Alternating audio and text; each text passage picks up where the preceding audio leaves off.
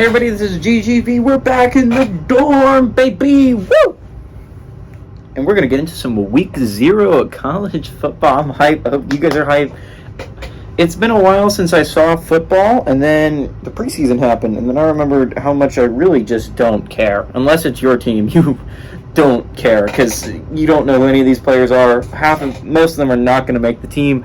Maybe 1 or 2 will have any impact on the rest of the year at all. It's just like, who cares, unless you're watching your team. This is not going to be the greatest college football weekend in the world, but these games do matter, so I do care, and I'm going to watch some of them. And let's talk about the first one. We got 2:30, Navy, who went 4-8 last year, traveling number 13, Notre Dame, who's went 9-4. Notre Dame favored by 20.5 points on NBC. Ty Lovat went 42-91 last year, threw for 787 yards, 5 touchdowns, 3 interceptions. Dabo Fofana had 186 carries for 769 yards and 6 touchdowns, and Jaden Umbarger had 16 catches for 265 yards and 2 touchdowns last year. On the Notre Dame side of things, they have a brand new quarterback named Sam Hartman. You might have heard of him. He went 270 of 428 last year, threw for 3,701 yards, 38 touchdowns to 12 interceptions. They return a really good running back in Audric Estime, who had 156 carries for 920 yards and 11 touchdowns, and he was their offense last year. Jaden Thomas had 25 catches for 361 yards and 3 touchdowns. That is going to be their leading returning receiver. Remember, their leading receiver last year was Michael Mayer. They lose him in the draft. Very high.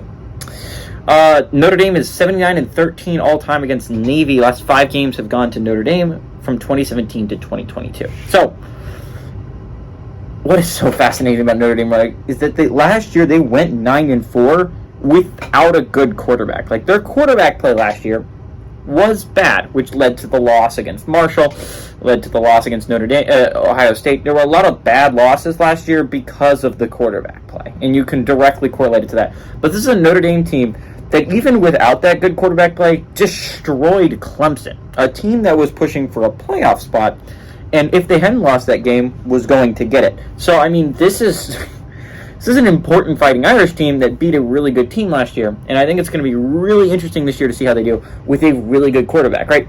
And I think what's going to be really interesting about this college football season is, like, the transfer portal has been so huge for just basically every college football team that has a great quarterback. You look at Caleb Williams for USC, transferred from Oklahoma. You look at Michael Penix Jr. for Washington. He transferred from Indiana. Bo Nix for Oregon, transferred from Auburn. All these things, right? All these people transferred from other colleges, and a lot of that is transfer portal.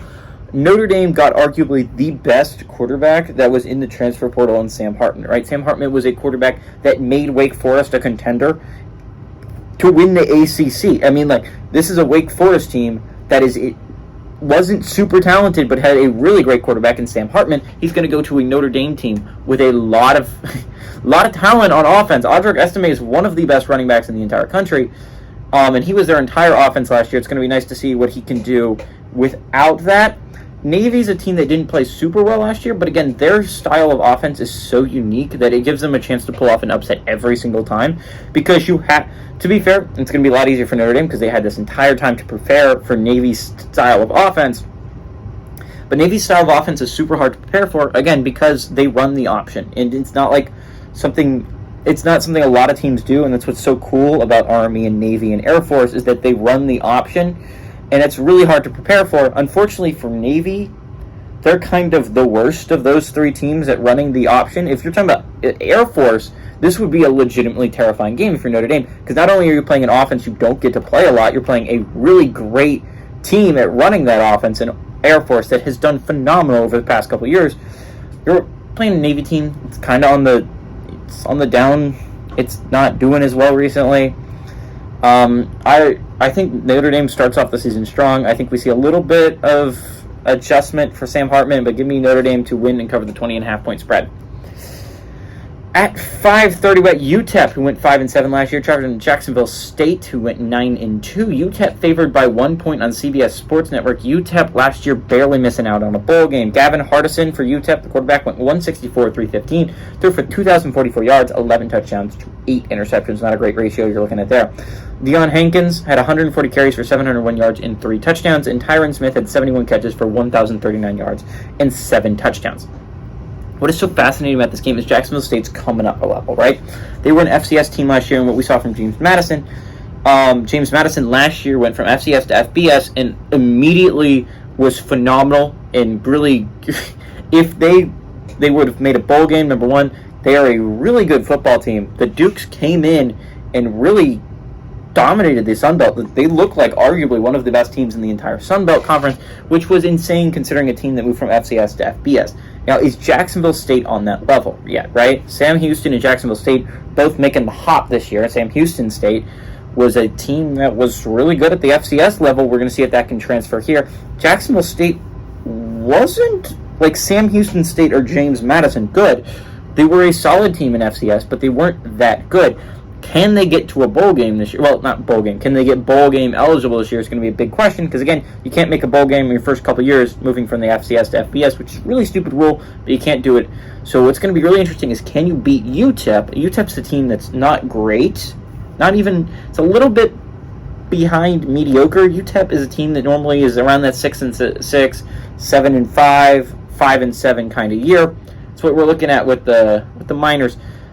Can Jacksonville State beat UTEP? I think Jacksonville State is a better team than UTEP, so give me the upset here. Jacksonville State defends their home territory and beats UTEP at home. At 7 o'clock, we got UMass, who was 1-11, traveling to New Mexico State, who is at 7-6. New Mexico State, favored by 7.5 points on ESPN, and as we were talking about the last video, talking about a team moving conferences, New Mexico State was an independent team last year, is now found a new home.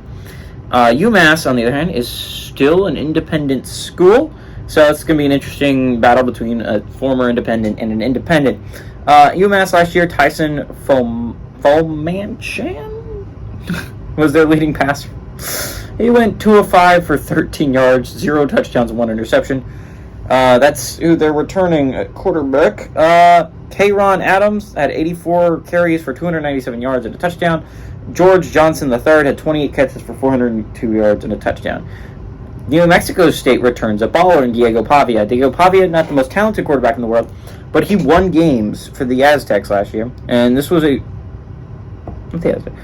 Mexico State, anyways, they look dead in the water, right? They look like a team. Again, New Mexico State always is a team that is on the cusp. They're not a good team typically, right? They win 2 or 3 games. Diego Pavia came in for New Mexico State and made this a 6-6 team. He came in and he played his butt off in the bowl game and got them the victory that made them 7-6 last year. This was a great season for New Mexico State. Hopefully something to build on if you're Diego Pavia, who went 101 on 90 last year, threw for 1,450 yards, 13 touchdowns, 6 interceptions. Not the most insane stats in the world, but he was a winner at New Mexico State. Star Thomas had 108 carries for 525 yards and 5 touchdowns, and Justice Powers had 20 catches for 440 yards and a touchdown. New Mexico State is 2-0 against UMass all time in 2021 and 2022. The closest game was 10 points. So, I mean, all these games have been more than one possession, but 10 points isn't super far off. You just gotta like New Mexico State here, right? New Mexico State has actually shown progress. They're getting better. They're in a new conference. Reason to compete all that much more. UMass has been nothing but awful for the past couple years. And New Mexico State, again, has been nothing but awful. But UMass hasn't shown any progress. New Mexico State has. I like New Mexico State here to win and cover that 7.5 point spread. Remember to tune into this game on ESPN. 7 o'clock, we got Ohio, who went 10-4 last year. Really good football team. Traveling to San Diego State, who's 7-6 last year. San Diego State actually favored by 3.5 on FS1. Arguably the best game of the day. You have Ohio. Curtis Rourke last year for Ohio went 244, a 353, threw for 3,256 yards, 25 touchdowns to 4 interceptions. Cy Bangura had 222 carries for 1,078 yards and 13 touchdowns, insanely productive on the ground. And Sam Wiglusz had 73 catches, 877 yards, and 11 touchdowns. Ohio was dynamic through the air. They were one of the best teams in the entire MAC.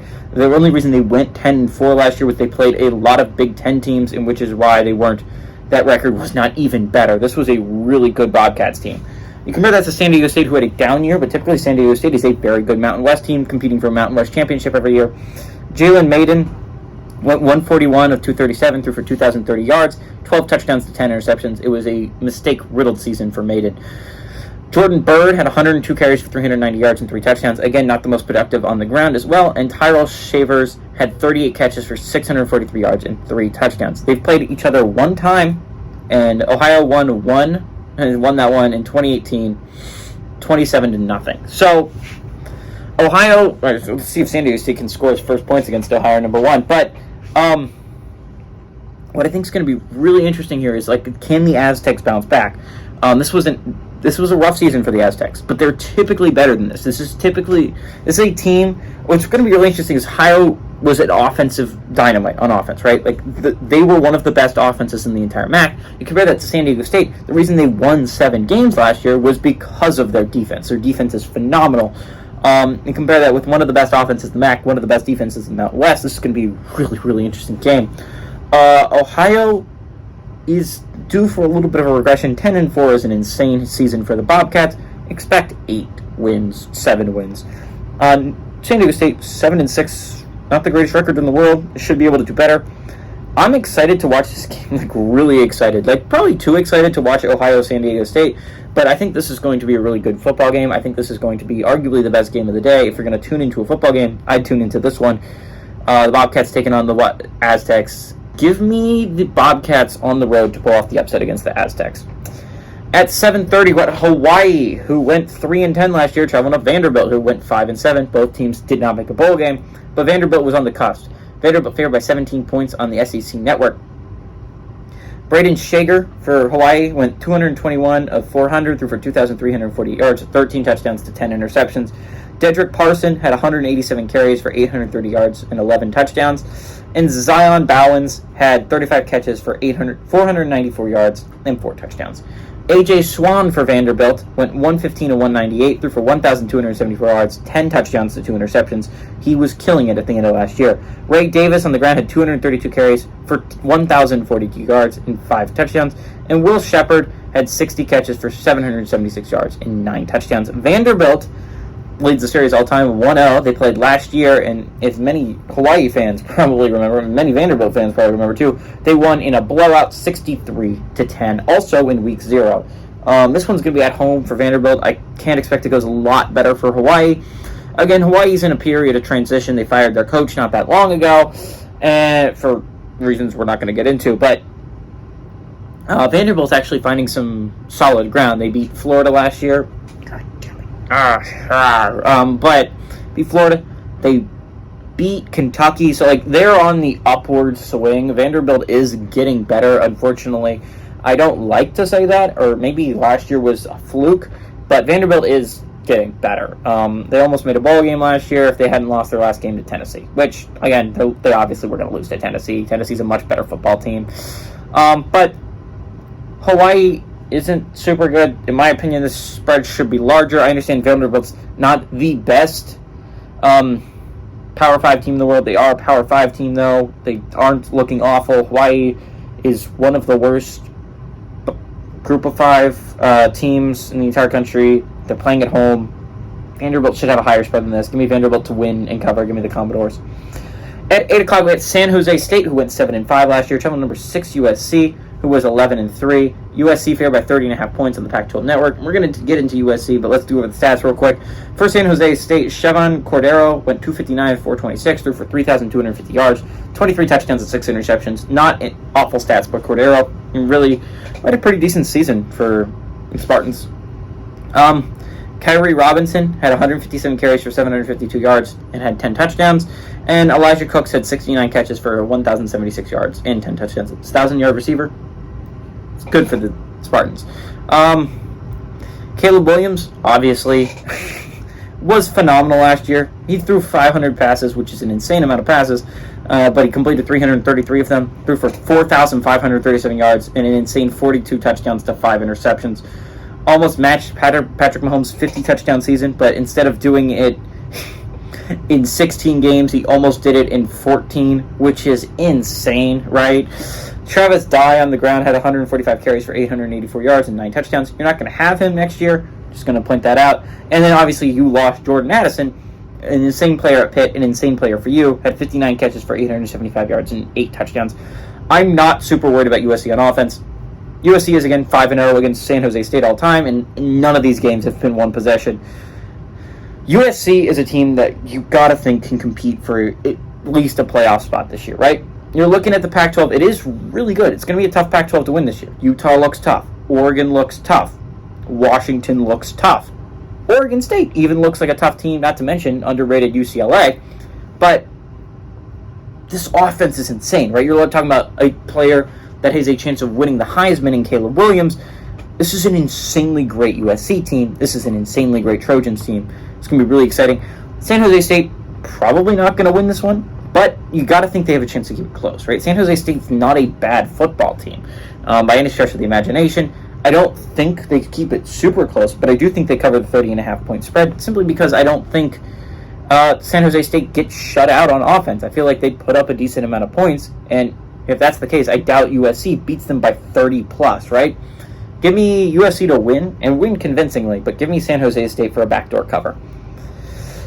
Finally, final game of the day, we get 9 o'clock, FIU, Florida International, traveling to Louisiana, who went 4-8. This is arguably the battle between the two worst teams of the day.